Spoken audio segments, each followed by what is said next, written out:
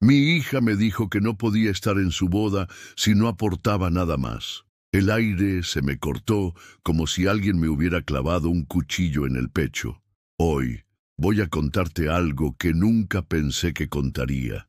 Y si tú, por un segundo, sientes que esto te suena familiar, solo te pido que dejes un like y te suscribas. Me va a ayudar a continuar desahogándome. Me llamo Ramón Ortega, tengo 68 años y vivo en la Ciudad de México desde que tengo memoria. Soy padre de una sola hija, Isabela. La crié solo desde que su madre, Teresa, murió de un infarto cuando Isabela tenía apenas 5 años. Dediqué mi juventud, mi vejez, mis huesos callosos de tanto trabajo en construcción y mi alma entera a esa niña que se volvió el centro de mi universo. Ese sábado de noviembre me levanté como siempre a las 5 de la mañana. Me puse mi único traje bueno, el azul marino que compré hace 10 años para la graduación de Isabela de la universidad. El mismo que usé para su presentación de tesis, para cuando recibió su primer trabajo como arquitecta, para cada momento importante de su vida. Las manos me temblaban mientras me anudaba la corbata frente al espejo oxidado del baño.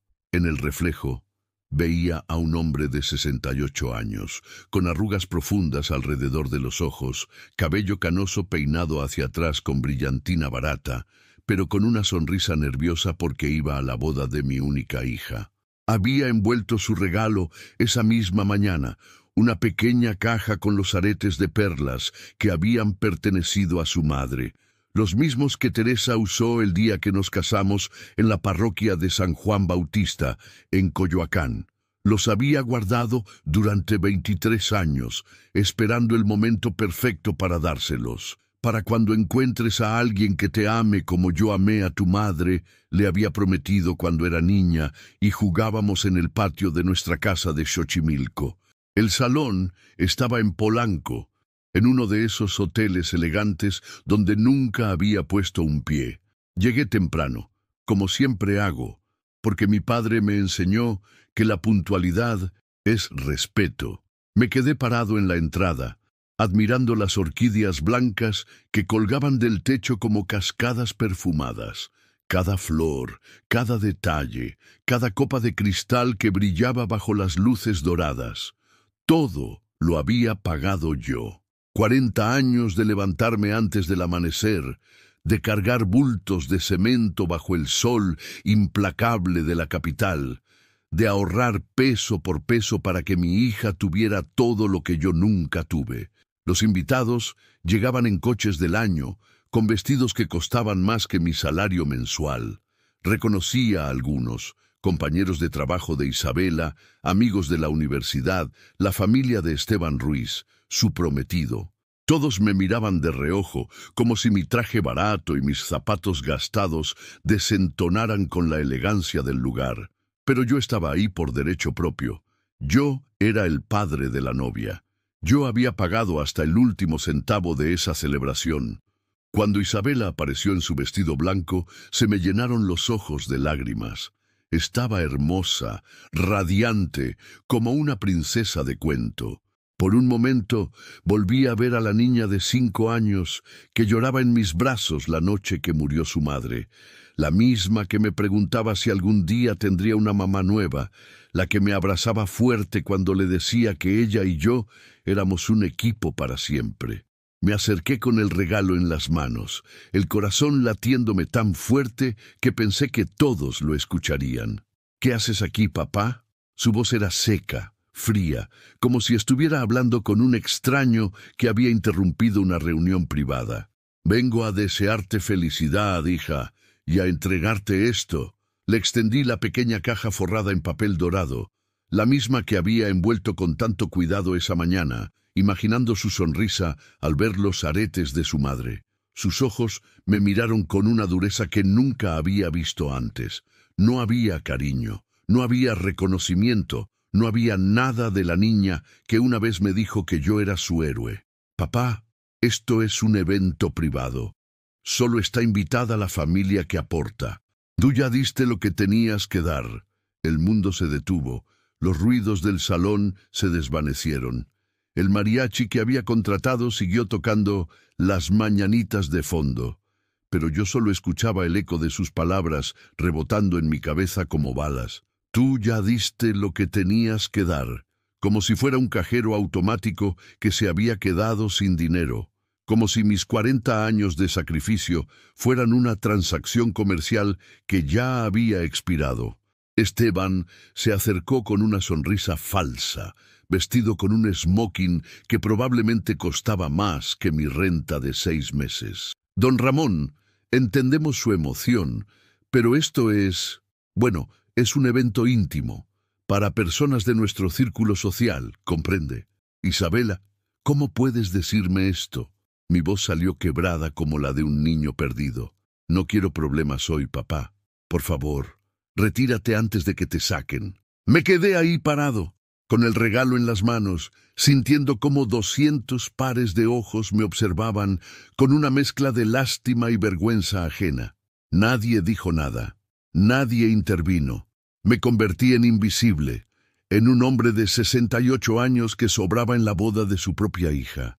Salí del salón como un fantasma, arrastrando los pies sobre el mármol italiano que yo mismo había ayudado a pagar.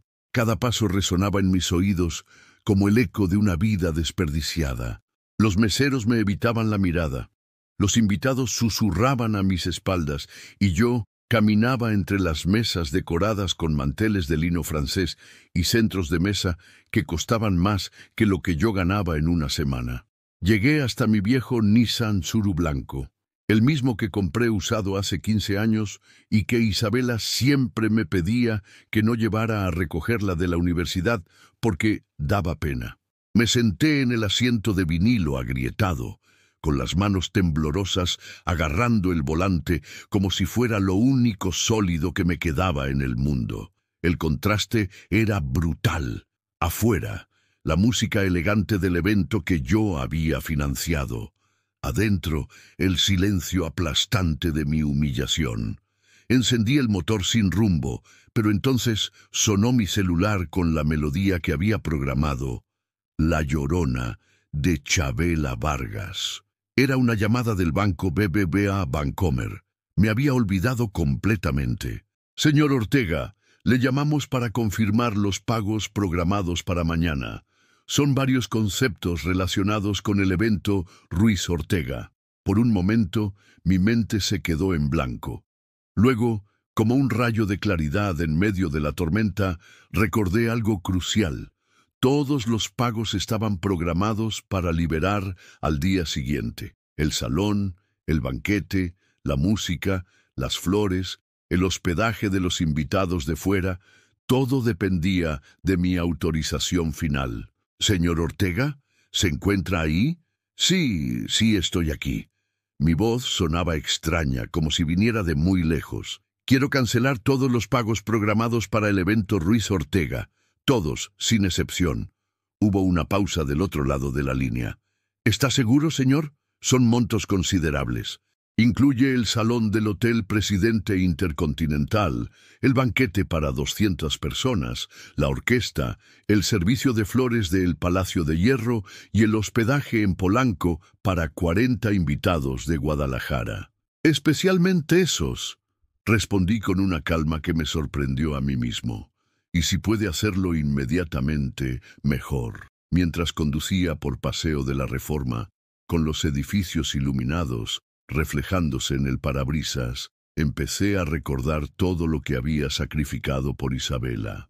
No solo el dinero, sino los sueños que abandoné, las oportunidades que dejé pasar, los domingos que dejé de descansar para trabajar tiempo extra. Recordé cuando tenía 35 años y me ofrecieron asociarme con mi compadre Aurelio para abrir una empresa constructora en Querétaro. Habría sido mi oportunidad de crecer, de tener algo propio, pero Isabela acababa de entrar a la universidad privada más cara de México, y yo necesitaba cada peso para sus colegiaturas. Le dije que no a Aurelio.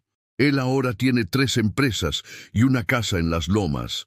Yo seguí siendo empleado toda mi vida. Recordé las vacaciones que nunca tomé porque prefería ahorrar para los viajes de estudios de Isabela a Europa. Recordé las cenas que me salté para poder pagarle el gimnasio exclusivo donde conoció a sus amigas de sociedad. Recordé las noches en vela trabajando en proyectos extras, soldando estructuras metálicas hasta el amanecer, para poder comprarle el coche que tanto quería para su graduación. Llegué a mi casa en la colonia Doctores, una construcción de 2 pisos que yo mismo levanté ladrillo por ladrillo los fines de semana. La casa donde Isabela creció, donde le enseñé a andar en bicicleta en el pequeño patio, donde celebramos todas sus graduaciones con tacos de canasta y agua de Jamaica que preparaba doña Carmen, mi vecina de toda la vida. Me serví un vaso de pulque que tenía guardado para ocasiones especiales y me senté en el sillón donde Isabela solía hacer la tarea mientras yo llegaba del trabajo. Las paredes estaban llenas de fotos de ella. En su primera comunión, en su graduación de secundaria, en su viaje a España, en su titulación como arquitecta. En todas las fotos yo aparecía sonriendo orgulloso, con mis manos callosas descansando en sus hombros. Ahora esas manos callosas temblaban mientras marcaba el número de mi hermana Esperanza, que vive en Puebla. Ramón, ¿qué tal la boda? ¿Cómo estuvo todo? No pude hablar. Se me quebró la voz antes de poder formar una palabra. Hermano, ¿qué pasó? ¿Estás bien? Me corrió de su boda. Me dijo que ya no aporto nada. El silencio del otro lado me dolió casi tanto como las palabras de Isabela. Esperanza conocía todos mis sacrificios porque había sido testigo de ellos durante años. Ella me había advertido muchas veces que estaba malcriando a Isabela, que le estaba dando todo sin enseñarle el valor del trabajo y del respeto. Ay, Ramón, ¿cuántas veces te dije que esa niña se estaba volviendo muy interesada? Pero tú nunca me hiciste caso. Gasté todo en ella, absolutamente todo. Tengo 68 años y vivo en la misma casa de hace 30 años, porque cada peso que gané se lo di a ella. Y hoy me dijo que ya di lo que tenía que dar. Esa noche no pude dormir. Me quedé despierto revisando una caja de metal donde guardaba todos los recibos, todas las facturas, todos los comprobantes de lo que había gastado en Isabela durante 30 años. Era una montaña de papeles amarillentos que documentaban una vida entera de sacrificio, colegiaturas de la escuela privada desde kinder hasta preparatoria.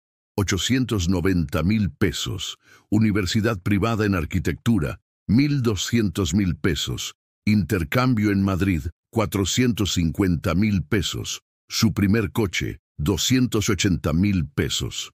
El segundo coche, cuando chocó el primero, 320,000 pesos. El departamento en Polanco mientras conseguía trabajo, 2,400,000 pesos de enganche y pagos mensuales durante 3 años. Operación de nariz que se antojó, 180,000 pesos. Viajes con amigas, 340,000 pesos.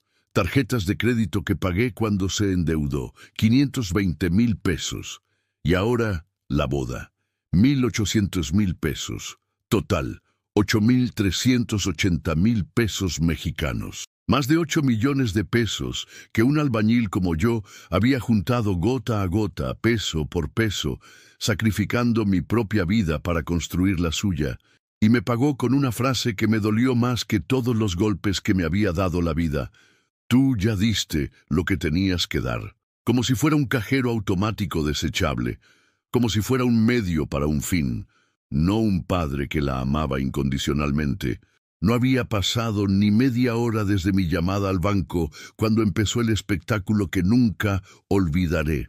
Estaba sentado en mi suru, a 3 cuadras del hotel, sin poder irme del todo.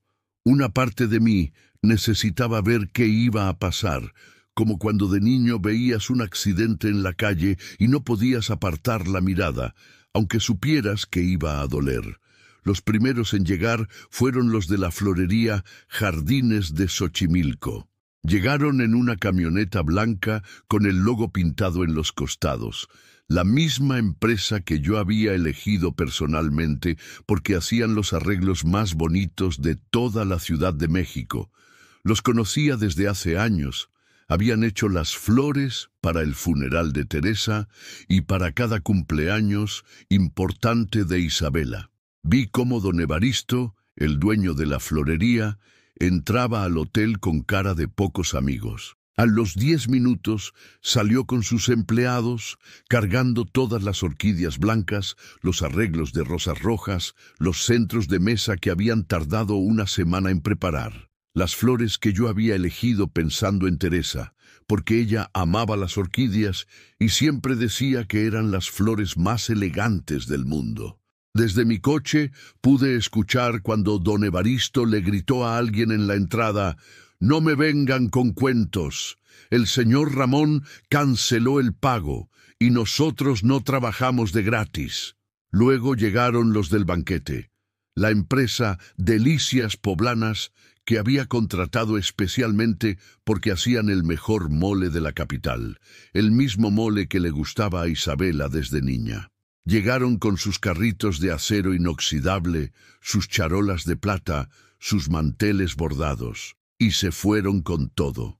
Vi cómo retiraban las cazuelas humeantes, los guisados que habían preparado desde el amanecer, el pastel de 3 pisos que había costado más que mi salario de un mes. La música se detuvo de repente. La orquesta Los Herederos de Agustín Lara empezó a desconectar sus instrumentos y a guardar los micrófonos en sus estuches. El violinista principal, don Roberto, con quien había platicado personalmente para que tocaran Amor de mis amores durante el vals de la novia, salió cargando su violín con cara de resignación. «¿Qué está pasando aquí?», escuché la voz aguda de Isabela desde la entrada del hotel. Corrió hacia la camioneta de las flores, con su vestido blanco, arrastrándose por el pavimento de Polanco, el mismo vestido que había costado 180,000 pesos y que yo había pagado sin chistar porque era el día más importante de su vida. «Señorita, su papá canceló todos los pagos», le dijo don Evaristo con la paciencia de alguien que había visto de todo en 30 años de negocio. «Nosotros no podemos regalar nuestro trabajo. Tenemos familias que mantener». «Esto es una locura. Mi boda no puede arruinarse así». Isabela gritaba como una niña caprichosa, igual que cuando tenía 8 años y no le compraba el juguete que quería en la Ciudadela. Esteban apareció corriendo, con su smoking desarreglado y la cara roja de vergüenza. Sus papás, que habían venido desde Guadalajara especialmente para la boda, lo seguían con caras de pánico total. «¡Esto es una humillación!», gritó la mamá de Esteban, doña Remedios, una señora de sociedad que siempre me había mirado como si fuera un insecto molesto. «Mi familia jamás había pasado por algo así». Los meseros del hotel empezaron a quitar los manteles de las mesas, a cubrir las sillas con fundas blancas, a apagar las luces ambientales que habían transformado el salón en un paraíso dorado. El lugar que hacía una hora parecía un palacio de cuentos de hadas, ahora se veía como un almacén vacío y frío. Los invitados salían del salón como hormigas de un hormiguero pisoteado. Las señoras con sus vestidos de diseñador susurraban entre ellas. Los señores revisaban sus celulares fingiendo que tenían cosas importantes que hacer. Los jóvenes sacaban fotos y videos, seguramente para subirlos a sus redes sociales con chismes que darían de qué hablar por semanas. Reconocí a algunos de los invitados, compañeros de trabajo de Isabela de la firma de arquitectos Diseños Modernos, sus amigas de la Universidad La Salle, vecinos de su departamento en Polanco. Todos habían venido esperando una celebración lujosa y ahora corrían como cucarachas cuando se prende la luz. «Papá me está saboteando porque no soporta que yo sea feliz», le gritó Isabela a cualquiera que quisiera escuchar, parada en medio del estacionamiento del hotel, como una actriz de telenovela. «Él arruinó mi boda porque es un egoísta», pero sus palabras sonaban huecas hasta para ella misma. Los invitados la miraban con una mezcla de lástima y juicio. Todos sabían quién había pagado la boda. Todos sabían que yo había sido el único responsable económico de Isabela durante toda su vida.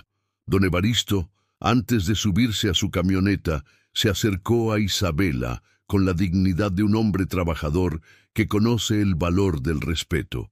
Niña, tu papá es un hombre bueno. Yo lo conozco desde hace años. Siempre pagó puntual, siempre nos trató con respeto. Si hizo esto, fue porque tú le diste una razón muy fuerte. Los padres no lastiman a sus hijos por gusto. Las palabras de don Evaristo cayeron como piedras en agua quieta. Isabela se quedó callada por primera vez en toda la tarde, mirando cómo las últimas flores desaparecían en la parte trasera de la camioneta. El hotel se había vuelto un caos. Los empleados corrían de un lado al otro, tratando de controlar la situación. El gerente, un hombre calvo con traje gris que siempre me había tratado con respeto profesional cuando fui a hacer los pagos, intentaba calmar a las familias. Entendemos la situación, pero sin el pago correspondiente no podemos mantener los servicios contratados. Es política de la empresa. Esteban intentó sacar su tarjeta de crédito, pero cuando vio las cifras se puso pálido como papel. La cuenta total del evento era de 1.800.000 pesos. Su límite de crédito no alcanzaba ni para la 10ª parte. ¿Y ahora qué hacemos?, le preguntó su papá, don Esteban Ruiz Sr., un empresario de Guadalajara que siempre presumía de sus negocios exitosos, pero que aparentemente no tenía casi 2 millones de pesos disponibles para rescatar la boda de su hijo. La respuesta era simple: no había nada que hacer. Sin mi dinero, la boda perfecta de Isabela se desmoronaba como castillo de naipes en el viento. Desde mi coche vi cómo mi hija se sentó en las escaleras del hotel, con su vestido de 180.000 pesos extendido alrededor de ella como pétalos marchitos. Por primera vez en años la vi vulnerable, pequeña, asustada. Por un momento el corazón de padre se me ablandó y estuve a punto de bajarme del coche para abrazarla. Pero entonces recordé sus palabras: tú ya diste lo que tenías que dar. Y me quedé en mi lugar, viendo cómo la princesa que yo había creado con tanto sacrificio descubría que su reino había sido construido sobre arena. Mi celular vibró por primera vez a las 8:47 de la noche. Era Isabela. Miré la pantalla iluminada con su nombre y su foto de contacto. Una imagen de hace 2 años donde sonreía abrazándome en el Zócalo durante las festividades del Día de la Independencia.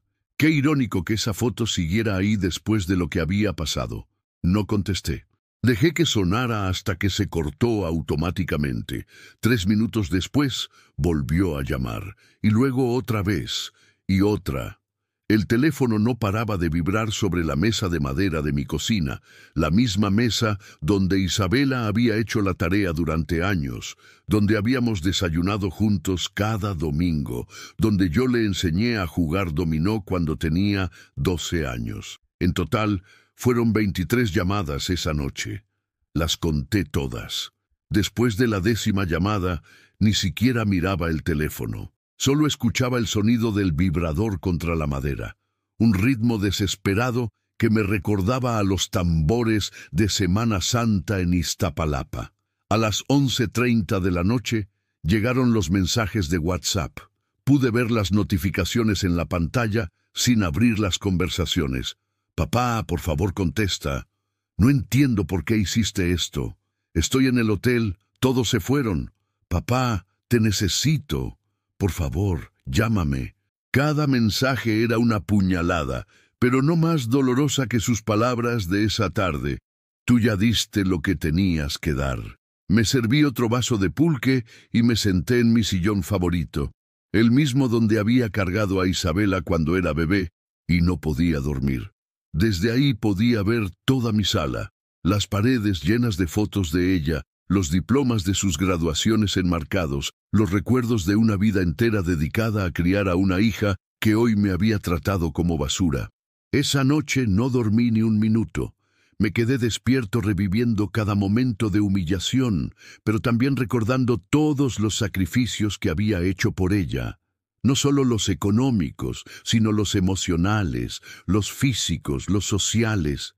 Recordé cuando Isabela tenía 15 años y se enfermó de apendicitis. Yo estaba trabajando en una obra en satélite, soldando vigas a 40 grados de calor, cuando me llamó la escuela. Dejé todo tirado. Perdí el trabajo de esa semana y me fui corriendo al hospital ABC donde la operaron de emergencia.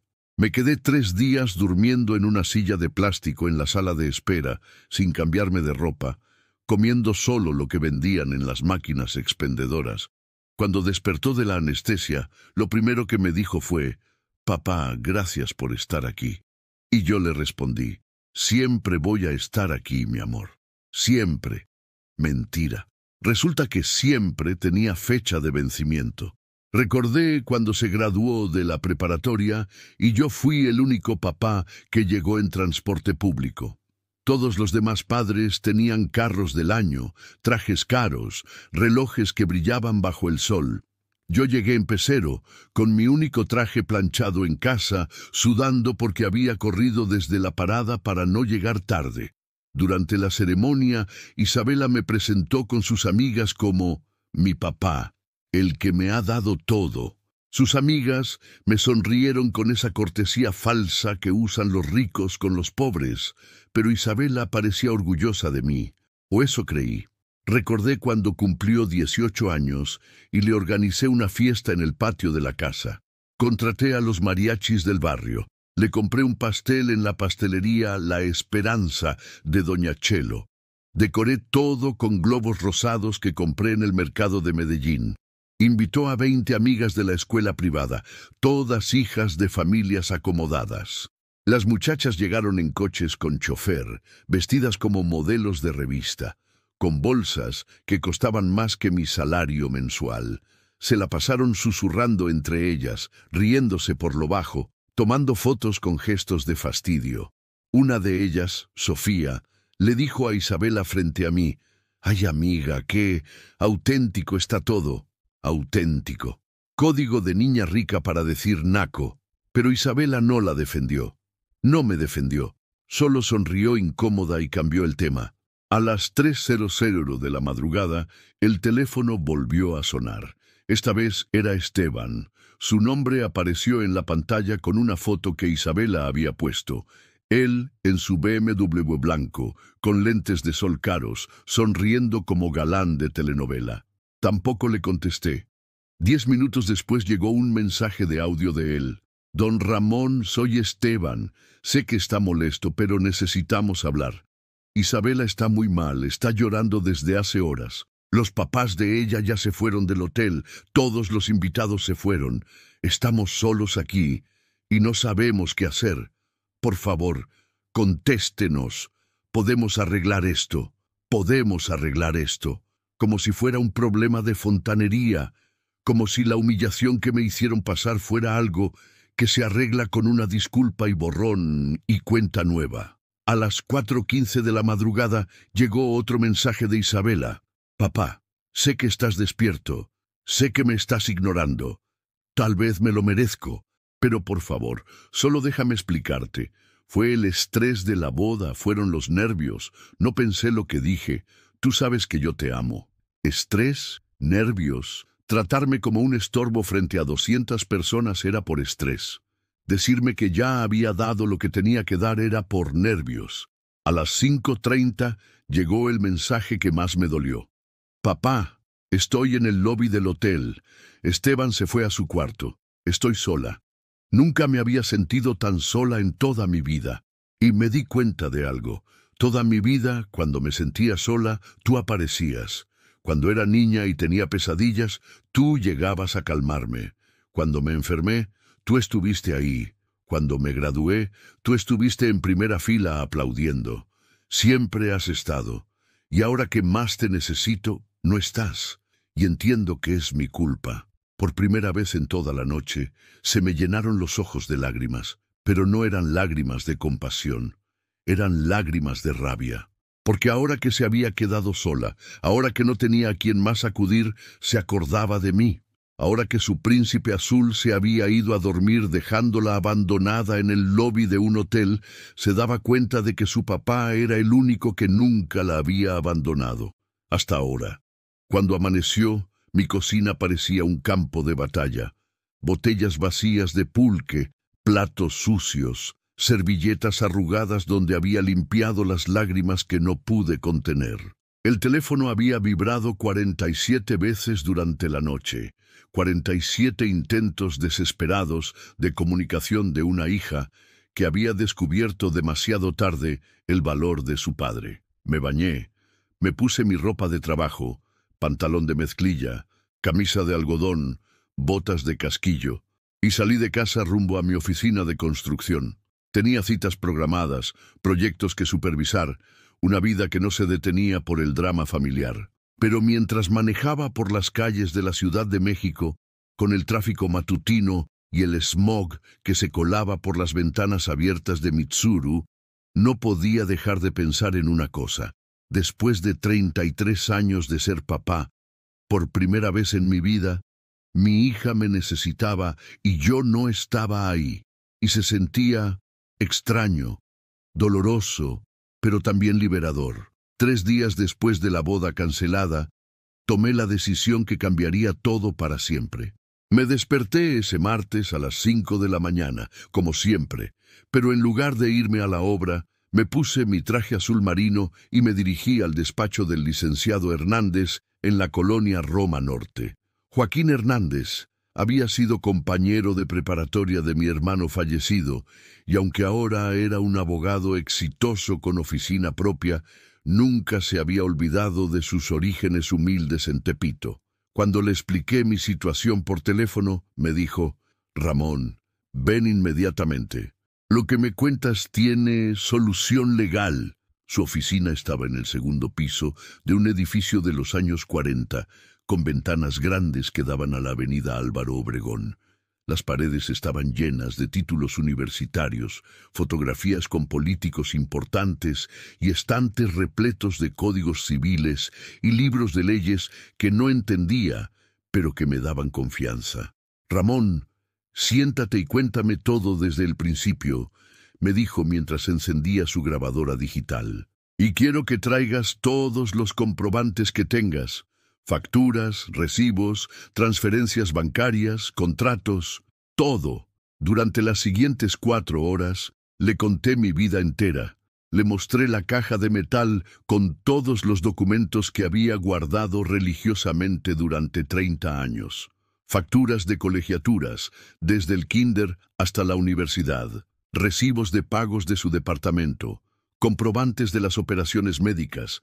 Tickets de los viajes que le pagué. Contratos de los coches que le compré, estados de cuenta de las tarjetas de crédito que pagué cuando se endeudó.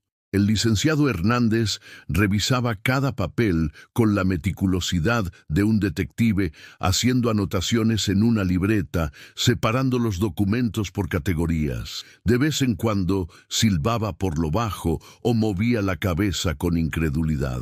«Ramón, esto es impresionante.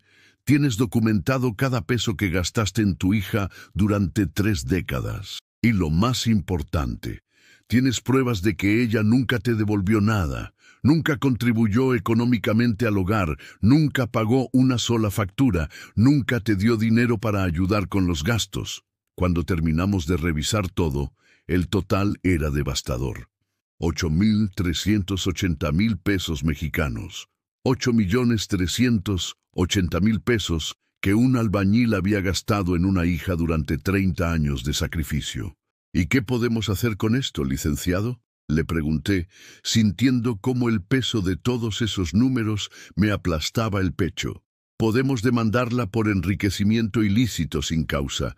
Según el Código Civil, cuando una persona se beneficia económicamente sin justificación legal y en detrimento de otra, está obligada a restituir lo recibido». Enriquecimiento ilícito sin causa. Las palabras sonaban duras, legales, frías, pero describían perfectamente lo que había pasado, Isabela se había enriquecido durante toda su vida gracias a mi trabajo, sin dar nada a cambio, y cuando ya no me necesitaba, me había desechado como un pañuelo usado. Pero, licenciado, ella es mi hija. ¿No hay alguna ley que diga que los padres tienen obligación de mantener a sus hijos? Sí, Ramón, hasta los 18 años. Tu hija tiene 33. Todo lo que le diste después de su mayoría de edad fue voluntario de tu parte, pero eso no le da derecho a tratarte como lo hizo. Y legalmente tienes derecho a recuperar lo que diste si puedes demostrar que fue un préstamo o una inversión que debía ser devuelta. Salimos del despacho con una estrategia clara. Primero, enviaríamos una carta notarial exigiendo el pago voluntario de la deuda. Si se negaba, procederíamos con la demanda formal. El licenciado Hernández me explicó que el proceso podría tomar años, pero que con la documentación que teníamos, las posibilidades de ganar eran muy altas. Ramón, ¿estás seguro de que quieres hacer esto? Una vez que empecemos, no hay vuelta atrás. Esto va a destruir para siempre tu relación con tu hija. Me quedé callado durante varios minutos, mirando por la ventana hacia la calle, donde la gente caminaba apurada. Cada quien con sus propios problemas, sus propias traiciones, sus propias desilusiones. Licenciado, mi relación con mi hija ya está destruida. Ella misma la destruyó cuando me dijo que ya había dado lo que tenía que dar. Ahora solo quiero que aprenda que las acciones tienen consecuencias. Al día siguiente, un notario público se presentó en el departamento de Isabela, en Polanco, con la carta de requerimiento de pago. Según me contó después el licenciado, ella no estaba. Esteban recibió los documentos y firmó de recibido con manos temblorosas. La carta era directa y demoledora. Por medio de la presente, se requiere a la C. Isabela Ortega López para que en un término de 10 días hábiles proceda al pago de la cantidad de 8.380.000. 8.380.000 pesos 00 mn, por concepto de enriquecimiento sin causa, derivado de los gastos efectuados por el C. Ramón Ortega Morales durante el periodo de 1992-2024, mismos que se encuentran debidamente documentados y comprobados. Isabela me llamó esa misma tarde. Era la primera vez que contestaba mi teléfono desde la noche de la boda. «Papá, ¿qué es esto? ¿Me estás demandando? ¿En serio?» Su voz sonaba quebrada, incrédula, como si no pudiera procesar lo que estaba pasando. «Isabela, tú dijiste que ya había dado lo que tenía que dar. Pues resulta que tienes razón. Ya di todo. Ahora quiero que me lo devuelvas». «Pero papá, soy tu hija. Los padres no demandan a sus hijos. Esto es una locura. Los hijos tampoco humillan a sus padres frente a 200 personas. Pero aquí estamos». Hubo un silencio largo del otro lado de la línea. Podía escuchar su respiración entrecortada, como cuando era niña y había hecho algo malo, y sabía que venía el regaño. «Papá, yo no tengo 8 millones de pesos, no tengo ni 100.000 pesos. Todo lo que tengo me lo diste tú». «Exactamente. Todo lo que tienes te lo di yo. Tu departamento, tus coches, tu educación, tu estilo de vida. Pues ahora vas a tener que decidir qué vendes para pagarme». «No puedo vender mi departamento. Es donde vivo». «Yo tampoco podía vender mi vida, Isabela, pero la vendí para comprarte la tuya, pedacito por pedacito, día tras día, año tras año». Esa noche, Esteban me llamó. Su voz sonaba desesperada, suplicante, muy diferente al tono arrogante que había usado conmigo en la boda.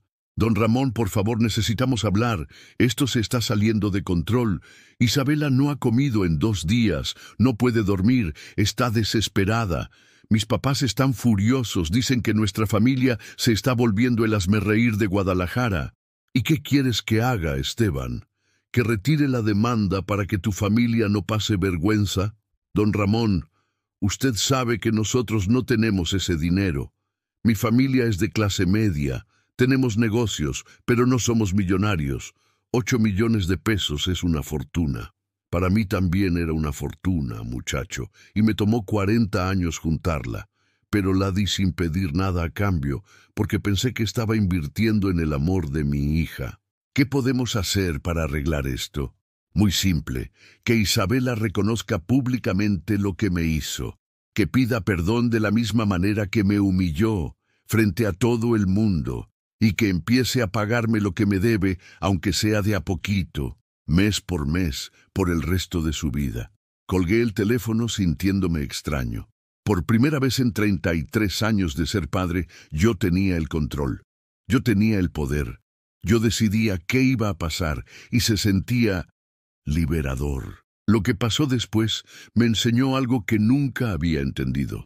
En la era de las redes sociales, la verdad viaja más rápido que las mentiras, pero también duele más. Isabela, desesperada por salvar su reputación, decidió hacer pública nuestra pelea. El domingo por la mañana, mientras yo desayunaba tranquilo en mi cocina, mi hermana Esperanza me marcó desde Puebla con la voz alterada. «Ramón, ¿ya viste lo que publicó tu hija en Facebook? Está diciendo que tú arruinaste su boda porque no soportas que sea feliz sin ti». Me tomé mi tiempo para abrir Facebook en el celular que Isabela me había regalado para mi cumpleaños 2 años atrás. Su publicación ya tenía 347 reacciones y 89 comentarios. Amigos, quiero contarles lo que me pasó el día de mi boda.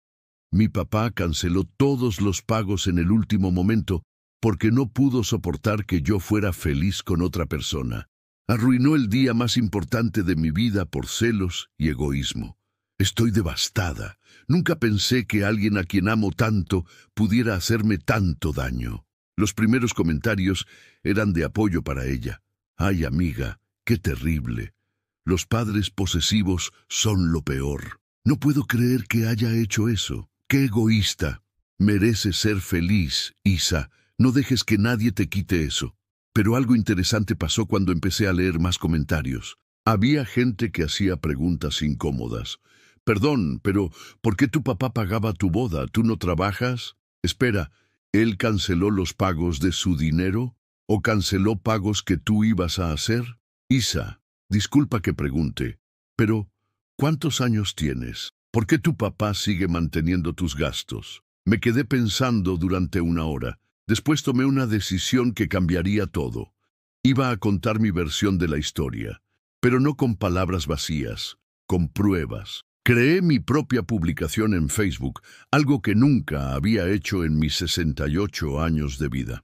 Hola, soy Ramón Ortega, el papá del que habla mi hija Isabela en su publicación.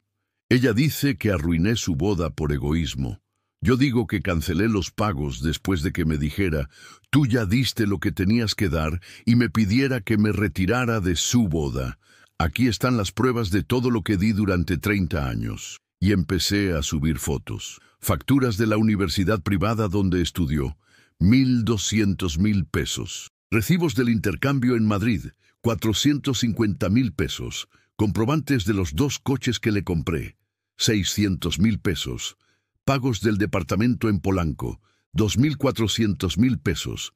La factura de su operación de nariz, 180,000 pesos. Los recibos de las tarjetas de crédito que pagué cuando se endeudó, 520,000 pesos. Cada documento tenía mi firma, mi letra, mi sudor convertido en pesos.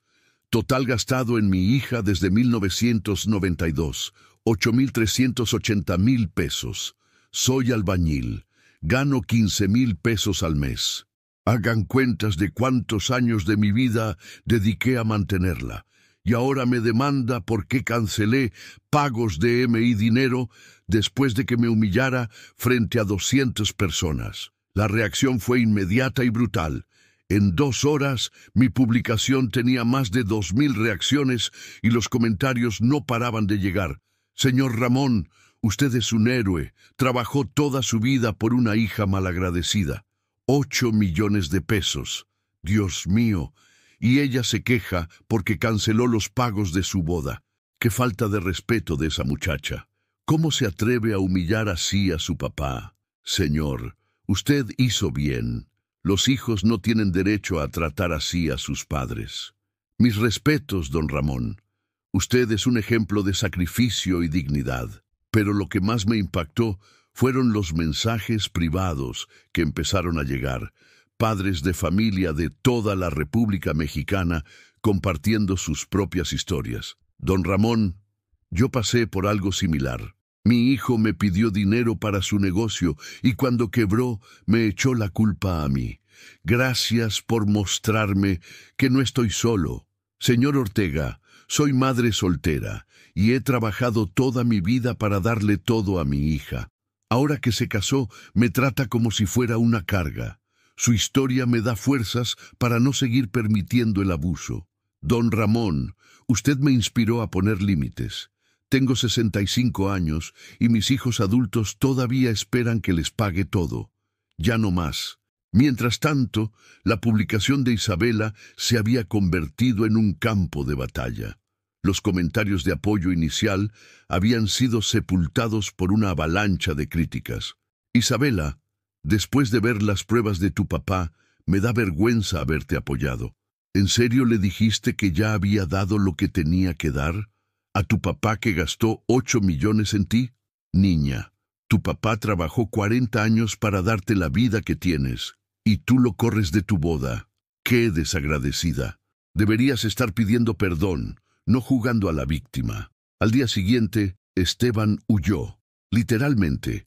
Su mamá, doña Remedios, le marcó a Isabela para decirle que la boda se cancelaba definitivamente, que su familia no podía asociarse con ese escándalo público y que Esteban había decidido tomarse un tiempo para reflexionar en casa de unos primos en Cancún. Mi hijo no puede casarse con una mujer que no respeta a su propio padre, le dijo doña Remedios a Isabela por teléfono, según me contó después mi hija entre lágrimas. Si tú puedes tratar así a quien te dio la vida, ¿cómo vas a tratar a mi hijo cuando se acabe el dinero? Los amigos de Isabela también empezaron a desaparecer. Sus compañeras de trabajo de la firma de arquitectos Diseños Modernos la evitaban en los pasillos. Sus amigas de la universidad dejaron de invitarla a las reuniones. Su círculo social, construido sobre la base del dinero que yo le proporcionaba, se desmoronó cuando la gente descubrió la verdad. El golpe final llegó cuando el banco BBVA Bancomer le notificó que sus tarjetas de crédito habían sido canceladas. Como yo era el aval de todas sus cuentas, mi cancelación de garantías la dejó sin acceso al crédito que había usado toda su vida. Su departamento en Polanco, que costaba 35,000 pesos mensuales de renta, de repente se volvió impagable sin mi apoyo económico. Su BMW, que tenía pagos mensuales de 18,000 pesos, fue embargado por falta de pago. Su estilo de vida de arquitecta exitosa se evaporó como agua en el desierto cuando se cortó la fuente que lo alimentaba. Mi trabajo de 40 años. Una semana después del escándalo en redes sociales, Isabela tuvo que mudarse a un departamento pequeño en la colonia Doctores, a unas cuadras de mi casa. La ironía era brutal. Después de vivir toda su vida adulta en Polanco gracias a mi dinero, había terminado de regreso en el mismo barrio donde yo vivía. El viernes por la noche, mientras regresaba de la obra, la vi caminando por la calle con 2 maletas.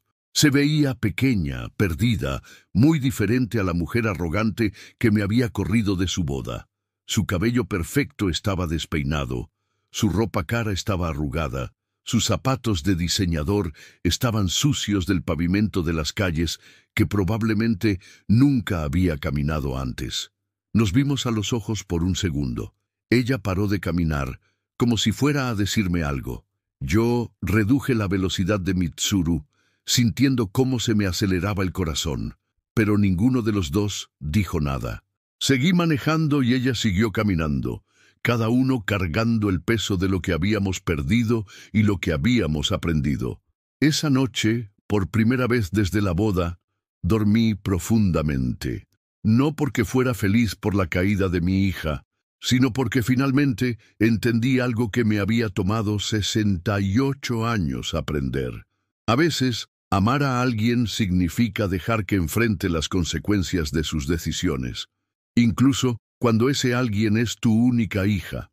2 semanas después del encuentro silencioso en la calle, mi teléfono sonó a las 11 de la noche, un martes lluvioso de diciembre. Era Isabela. Esta vez, su nombre en la pantalla no me causó la rabia acostumbrada, solo una profunda tristeza que se había instalado en mi pecho como una piedra fría. Dudé antes de contestar. Había aprendido a disfrutar el silencio de mis noches. El pis que venía con no tener que preocuparme por los dramas financieros de otra persona. Pero algo en la insistencia de esa llamada nocturna me hizo levantar el teléfono. Papá. Su voz sonaba quebrada, rasposa, como si hubiera estado llorando durante horas. ¿Qué necesitas, Isabela? Necesito hablar contigo. Por favor, estoy en el teléfono público de la esquina de Niños Héroes, a 2 cuadras de tu casa. Me quedé sin saldo en el celular. Teléfono público. Isabela, que había tenido el iPhone más nuevo cada año desde que salieron al mercado, estaba llamándome desde un teléfono público porque no tenía dinero ni para recargar su celular. ¿Qué quieres que hagamos, Isabela? ¿Que vaya a recogerte como cuando tenías 15 años? No, papá, solo... ¿Puedo ir a tu casa? Solo para hablar. Te prometo que no voy a pedirte dinero. Algo en su tono me desarmó. No era la Isabela arrogante de la boda, ni la Isabela manipuladora de las redes sociales. Era una voz que no había escuchado en años, vulnerable, real, sin máscaras. Ven. 15 minutos después, tocó a mi puerta. Cuando abrí, me impactó verla. La mujer perfecta que había creado con tanto dinero había desaparecido. Su cabello, siempre impecable, estaba recogido en una cola mal hecha. Traía unos jeans desteñidos que no le había visto nunca, una sudadera que decía UNAM, que probablemente había comprado en un tianguis, y unos tenis gastados que se veían como si hubiera caminado kilómetros bajo la lluvia.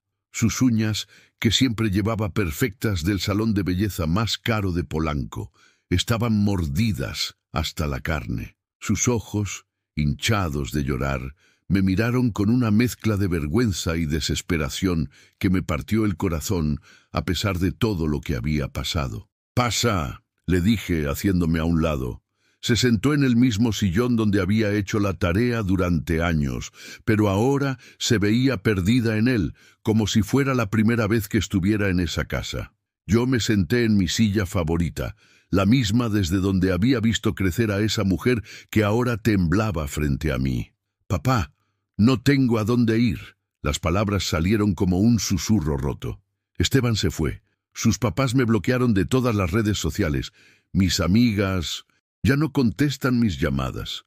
En el trabajo me tienen en una oficina apartada porque dicen que soy tóxica para el ambiente laboral. No tengo dinero para pagar la renta del departamento en Doctores. El dueño me va a correr mañana. Me quedé callado, procesando cada palabra. Por primera vez en su vida adulta, Isabela estaba experimentando lo que millones de mexicanos viven todos los días: la incertidumbre económica, la soledad, el miedo al futuro. Y me di cuenta de algo, papá. Levantó la vista hacia mí y vi lágrimas genuinas rodando por sus mejillas. Toda mi vida, cuando me sentía sola, tú aparecías. Cuando era niña y tenía pesadillas, tú llegabas a mi cuarto a calmarme. Cuando me enfermé de apendicitis, tú dormiste en una silla de hospital durante 3 días. Cuando me gradué de la universidad, tú estuviste en primera fila aplaudiéndome, aunque habías trabajado doble turno para poder ir. Siempre, siempre has estado ahí. Su voz se quebró completamente. Y ahora que más te necesito, no estás. Y entiendo que es mi culpa. Entiendo que yo te alejé, que yo te lastimé de la peor manera posible. Se cubrió la cara con las manos y lloró, como no la había visto llorar desde que era niña. Pero este llanto era diferente. No era el llanto manipulador que usaba cuando quería algo. Era el llanto desesperado de alguien que finalmente entendía la magnitud de lo que había perdido. «Isabela», empecé a decir, pero ella me interrumpió. «No, papá, déjame terminar. Necesito decirte esto». Se limpió las lágrimas con la manga de su sudadera. Me creí superior a ti. Me avergoncé de ti. Cuando mis amigas preguntaban a qué se dedicaba mi papá, yo cambiaba el tema porque me daba pena decir que eras albañil, como si tu trabajo, tu esfuerzo, tu sacrificio no valieran nada. Cada palabra era una confesión que me desgarraba y me sanaba al mismo tiempo. Les decía que me pagabas todo porque tenías mucho dinero, como si fueras un empresario rico. Nunca les dije la verdad, que trabajabas desde antes del amanecer hasta después del atardecer, que tus manos estaban llenas de callos, que tu espalda te dolía por cargar bultos de cemento, que no tenías vacaciones porque cada peso que no ganabas era un peso menos para mis caprichos. Isabela, no he terminado. Papá, por favor. Su voz era más firme ahora. Me comporté como si me debieras algo. Como si mantenerme fuera tu obligación y no tu generosidad. Tú eras mi sostén no solo económico, sino humano. Y yo lo único que hice fue tomar, sin dar nunca nada a cambio. Ni siquiera respeto, ni siquiera amor genuino. Se paró del sillón y se acercó a mí. Por un momento pensé que iba a pedirme dinero, que todo esto era otra manipulación sofisticada. Pero en lugar de eso, se arrodilló frente a mi silla como cuando era niña y me pedía perdón por haber roto algo. Papá, sé que no merezco tu perdón, sé que no merezco otra oportunidad, pero te estoy pidiendo que me dejes aprender, que me dejes trabajar para ganármelo, no para que me mantengas, sino para que me perdones, para aprender a ser tu hija otra vez, de verdad esta vez. Sus lágrimas caían sobre mis zapatos de trabajo, los mismos zapatos que se habían desgastado caminando por obras de construcción para pagarle la vida que había desperdiciado. Isabela, levántate. Mi voz salió más suave de lo que había planeado. No, papá, no hasta que me escuches. He estado viviendo en la calle los últimos 3 días, durmiendo en cajeros automáticos, pidiendo comida en taquerías. ¿Y sabes qué es lo más horrible de todo? Que hasta hace una semana yo no sabía que existía gente que vive así. Yo no sabía lo que es tener hambre de verdad, lo que es no tener un lugar seguro donde dormir. Me miró con ojos que parecían haber envejecido años en pocas semanas. Tú sí lo sabías, papá. Tú creciste pobre, tú conoces el hambre, la incertidumbre, el miedo, y aún así trabajaste toda tu vida para que yo nunca lo sintiera, para que yo viviera como princesa mientras tú vivías como tu padre. Terminé la frase por ella. Sí, como mi padre. Y yo te pagué tratándote como mi empleado. Nos quedamos en silencio durante varios minutos. La lluvia golpeaba contra las ventanas de mi casa, creando un ritmo suave que llenaba el espacio entre nosotros. Por primera vez en años, no sentía rabia hacia ella, solo una tristeza profunda por todo el tiempo perdido, por todas las oportunidades desperdiciadas de tener una relación real de padre e hija. ¿Qué quieres que haga, Isabela?, le pregunté finalmente. Dame una oportunidad, pero no para que me rescates, para que me perdones, para aprender, para volver a ser tu hija, pero esta vez de verdad, con respeto, con cariño genuino, con gratitud. ¿Y qué vas a hacer mientras tanto? ¿Dónde vas a vivir? No lo sé, papá, pero ya no es tu problema resolverlo. Es mío.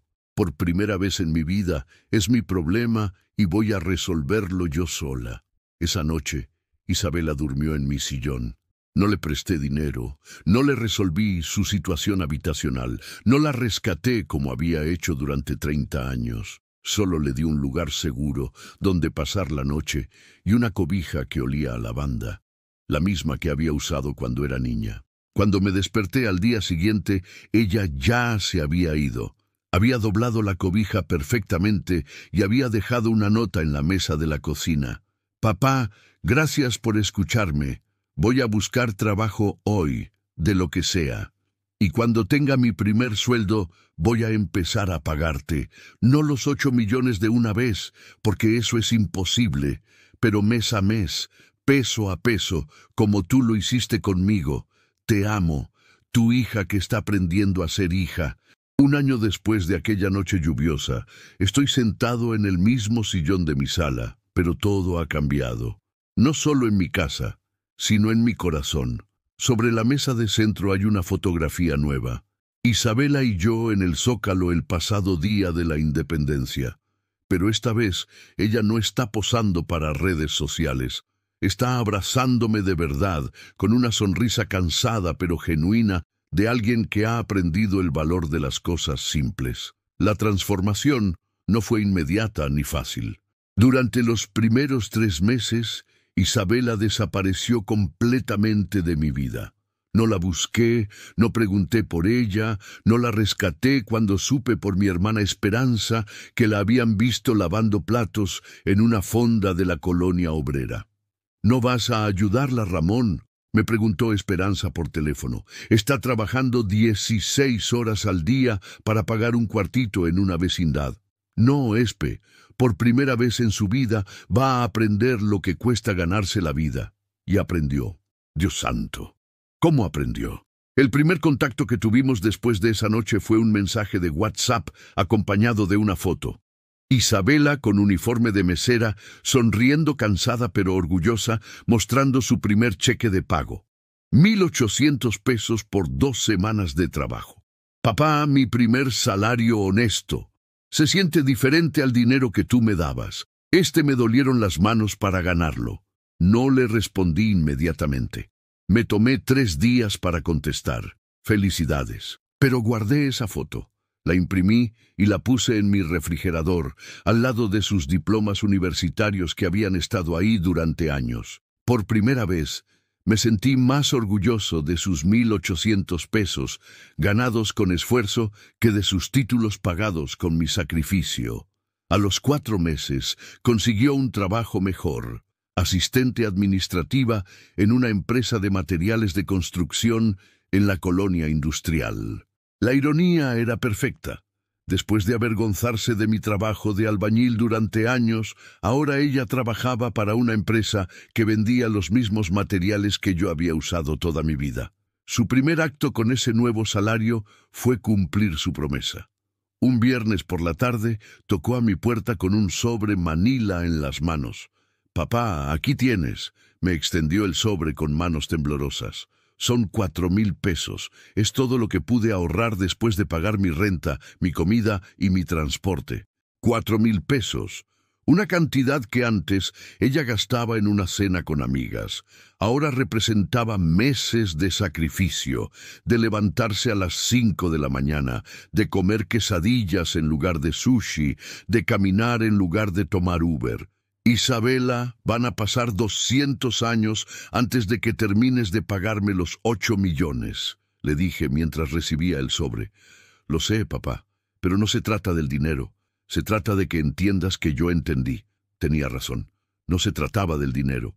Se trataba de la dignidad, del respeto, del reconocimiento. Se trataba de que, por primera vez en su vida, estaba dando en lugar de solo recibir. Establecimos una rutina. Cada último viernes del mes, Isabela venía a visitarme y me entregaba lo que había podido ahorrar. A veces eran 5,000 pesos, a veces 3,000. Una vez solo fueron 1,500 porque había tenido gastos médicos. Pero siempre venía, siempre cumplía, siempre con la humildad de alguien que había aprendido el valor real del dinero. Durante esas visitas, empezamos a conocernos de verdad. No como el cajero automático y su beneficiaria, sino como padre e hija. Me contaba sobre su trabajo, sobre cómo sus compañeros la respetaban por su dedicación, sobre cómo había aprendido a cocinar en su pequeño cuarto, sobre los libros que leía en el transporte público porque ya no tenía coche. ¿Sabes qué es lo más raro, papá?, me dijo una tarde mientras tomábamos café en mi cocina. Soy más feliz ahora que cuando vivía en Polanco. No tengo dinero, no tengo lujos, no tengo el estilo de vida que tenía antes, pero por primera vez en mi vida, todo lo que tengo me lo gané yo. A los 8 meses, me llegó la noticia que cambió todo. El licenciado Hernández me llamó para decirme que Isabela había contactado a su despacho. Ramón, tu hija quiere formalizar un plan de pagos legal. Propone pagarte 5,000 pesos mensuales durante los próximos 30 años, con intereses del 5% anual. Dice que quiere que esto esté por escrito, ante notario, para que nunca más haya dudas sobre sus obligaciones contigo. 30 años. Mi hija de 33 años se había comprometido a pagarme hasta los 63, prácticamente dedicando su vida laboral entera a saldar una deuda que técnicamente podría haber negociado o declarado impagable. ¿Y por qué quiere hacerlo legal?, pregunté. Dice que quiere que sus futuros hijos sepan que su mamá pagó sus deudas, que su palabra vale tanto como su firma. Firmamos el contrato un martes por la mañana en el despacho del licenciado Hernández. Isabela llegó puntual, vestida con un traje sencillo pero bien planchado, cargando una carpeta con todos sus estados de cuenta y comprobantes de ingresos. Se había preparado para esa firma como para el examen más importante de su vida. «Papá, antes de firmar quiero preguntarte algo», me dijo mientras el notario preparaba los documentos. «¿Me perdonas?». La pregunta me tomó por sorpresa. Durante meses había estado esperando ese momento, pero ahora que llegaba, me di cuenta de que ya no importaba. «Isabela, te perdoné la noche que viniste a mi casa bajo la lluvia, no porque me pidieras perdón, sino porque vi que finalmente entendiste lo que habías hecho». Lloramos los dos. El licenciado Hernández, el notario, y hasta la secretaria que había estado siguiendo nuestra historia durante meses. Pero no fueron lágrimas de tristeza, sino de liberación. Ahora, un año después, Isabela me llama cada domingo por la mañana. No para pedirme dinero, sino para platicar. Me cuenta sobre su novio nuevo, un mecánico llamado Carlos, que conoció en el camión y que la trata con respeto porque no sabe que alguna vez tuvo dinero. Me habla de sus planes de regresar a trabajar como arquitecta, pero ahora con una perspectiva diferente. Quiere diseñar viviendas populares, casas dignas para gente trabajadora como yo.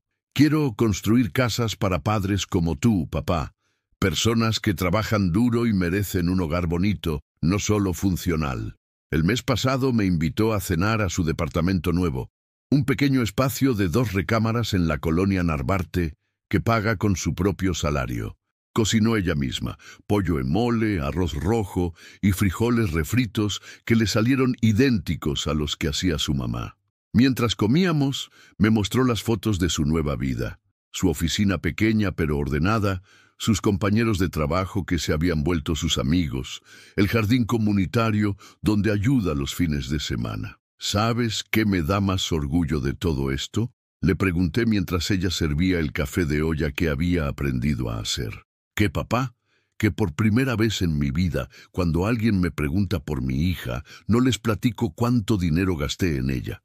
Les platico lo trabajadora que es, lo responsable que se volvió, lo mucho que ha crecido como persona. Esa noche, cuando me despidió en la puerta de su departamento, me abrazó como no me había abrazado desde que era niña.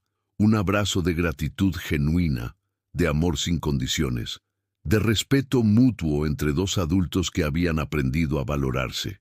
Gracias, papá. ¿Por qué, mi amor? Por no rescatarme cuando más lo necesitaba, por obligarme a rescatarme yo sola. Hoy tengo 69 años y soy más feliz que nunca, no porque tenga más dinero.